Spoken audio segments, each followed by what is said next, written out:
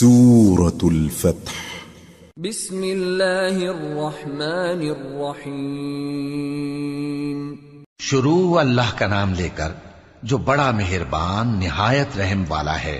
اے نبی، ہم نے تم کو فتح دی، فتح بھی کھلی اور واضح، تاکہ اللہ تمہاری اگلی اور پچھلی کوتاہیاں بخش دے اور تم پر اپنی نعمت پوری کر دے اور تم کو سیدھے رستے چلاتا رہے، اور تاکہ اللہ تمہاری بھرپور مدد کرے۔ وہی تو ہے جس نے مومنوں کے دلوں پر تسکین نازل فرمائی تاکہ ان کے ایمان کے ساتھ اور ایمان بڑھے، اور آسمانوں اور زمین کے لشکر سب اللہ ہی کے ہیں، اور اللہ جاننے والا ہے، حکمت والا ہے۔ یہ اس لیے کہ وہ مومن مردوں اور مومن عورتوں کو بہشتوں میں جن کے نیچے نہریں بہہ رہی ہیں داخل کرے، وہ اس میں ہمیشہ رہیں گے، اور تاکہ ان سے ان کے گناہوں کو دور کر دے، اور یہ اللہ کے نزدیک بڑی کامیابی ہے۔ اور اس لیے کہ منافق مردوں اور منافق عورتوں اور مشرک مردوں اور مشرک عورتوں کو جو اللہ کے بارے میں برے برے خیال رکھتے ہیں عذاب دے، انہی پر برے حادثے واقع ہوں، اور اللہ ان پر غصے ہوا اور ان پر لعنت کی اور ان کے لیے دوزخ تیار کی، اور وہ بری جگہ ہے۔ اور آسمانوں اور زمین کے لشکر اللہ ہی کے ہیں، اور اللہ غالب ہے، حکمت والا ہے۔ اے نبی، ہم نے تم کو احوال بتانے والا اور خوشخبری سنانے والا اور خبردار کرنے والا بنا کر بھیجا ہے، تاکہ مسلمانوں تم لوگ اللہ پر اور اس کے پیغمبر پر ایمان رکھو اور اس کی مدد کرو اور اس کی تعظیم کرو، اور صبح و شام اس کی تسبیح کرتے رہو۔ اے نبی، جو لوگ تم سے بیعت کرتے ہیں وہ در حقیقت اللہ سے بیعت کرتے ہیں، اللہ کا ہاتھ ان کے ہاتھوں پر ہے۔ پھر جو شخص عہد کو توڑے تو عہد توڑنے کا نقصان اسی کو ہے، اور جو اس بات کو جس کا اس نے اللہ سے عہد کیا ہے پورا کرے تو وہ اسے عنقریب اجر عظیم دے گا۔ اے نبی، جو گنوار پیچھے رہ گئے وہ تم سے کہیں گے کہ ہم کو ہمارے مال اور اہل و عیال نے روک رکھا تھا، سو آپ ہمارے لیے اللہ سے بخشش مانگیں۔ یہ لوگ اپنی زبان سے وہ بات کہتے ہیں جو ان کے دل میں نہیں ہے۔ کہہ دو کہ اگر اللہ تم لوگوں کو نقصان پہنچانا چاہے یا تمہیں فائدہ پہنچانے کا ارادہ فرمائے تو کون ہے جو اس کے سامنے تمہارے لیے کسی بات کا کچھ اختیار رکھے؟ کوئی نہیں، بلکہ جو کچھ تم کرتے ہو اللہ اس سے واقف ہے۔ بات یہ ہے کہ تم لوگ یہ سمجھ بیٹھے تھے کہ پیغمبر اور مومن اپنے اہل و عیال میں کبھی لوٹ کر آنے ہی کے نہیں، اور یہی بات تمہارے دلوں کو اچھی معلوم ہوئی اور اسی وجہ سے تم نے برے برے خیال کیے، اور آخر کار تم ہلاکت میں پڑ گئے۔ اور جو شخص اللہ پر اور اس کے پیغمبر پر ایمان نہ لائے تو ہم نے ایسے کافروں کے لیے آگ تیار کر رکھی ہے، اور آسمانوں اور زمین کی حکومت اللہ ہی کی ہے، وہ جسے چاہے بخشے اور جسے چاہے سزا دے، اور اللہ بخشنے والا ہے، مہربان ہے۔ جب تم لوگ مال غنیمت لینے چلو گے تو جو لوگ پیچھے رہ گئے تھے وہ کہیں گے ہمیں بھی اجازت دیجئے کہ آپ کے ساتھ چلیں۔ یہ چاہتے ہیں کہ اللہ کے قول کو بدل دیں۔ کہہ دو کہ تم ہرگز ہمارے ساتھ نہیں چل سکتے، اسی طرح اللہ نے پہلے سے فرما دیا ہے۔ پھر کہیں گے نہیں، تم تو ہم سے حسد کرتے ہو۔ بات یہ ہے کہ یہ لوگ سمجھتے ہی نہیں مگر بہت کم۔ اے نبی، جو گنوار پیچھے رہ گئے تھے ان سے کہہ دو کہ تم جلد ایک سخت جنگجو قوم کے ساتھ جنگ کے لیے بلائے جاؤ گے، ان سے تم یا تو جنگ کرتے رہو گے یا وہ ہار مان لیں گے۔ اگر تم حکم مانو گے تو اللہ تم کو اچھا بدلہ دے گا، اور اگر منہ پھیر لو گے جیسے پہلی دفعہ پھیرا تھا تو وہ تم کو بڑی تکلیف کی سزا دے گا۔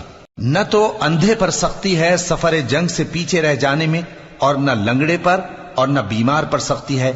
اور جو شخص اللہ اور اس کے پیغمبر کے فرمان پر چلے گا اللہ اس کو بہشتوں میں داخل کرے گا جن کے نیچے نہریں بہہ رہی ہیں، اور جو روگردانی کرے گا وہ اسے دردناک عذاب دے گا۔ اے پیغمبر، جب مومن تم سے اس درخت کے نیچے بیعت کر رہے تھے تو اللہ ان سے خوش ہوا، اور جو صدق و خلوص ان کے دلوں میں تھا وہ اس نے معلوم کر لیا تو ان پر تسکین نازل فرمائی اور انہیں جلد فتح عنایت کی، اور بہت سی غنیمتیں وہ آئندہ بھی حاصل کریں گے، اور اللہ غالب ہے، حکمت والا ہے۔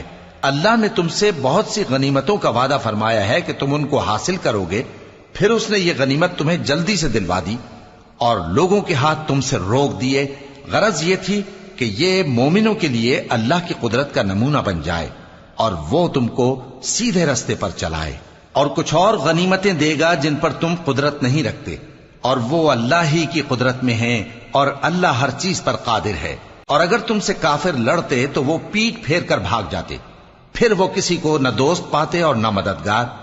یہی اللہ کی عادت ہے جو پہلے سے چلی آتی ہے، اور تم اللہ کی عادت میں کبھی تبدیلی نہ پاؤ گے۔ اور وہی تو ہے جس نے تم کو ان کافروں پر فتح یاب کرنے کے بعد سرحد مکہ میں ان کے ہاتھ تم سے اور تمہارے ہاتھ ان سے روک دیے، اور جو کچھ تم کرتے ہو اللہ اس کو دیکھ رہا ہے۔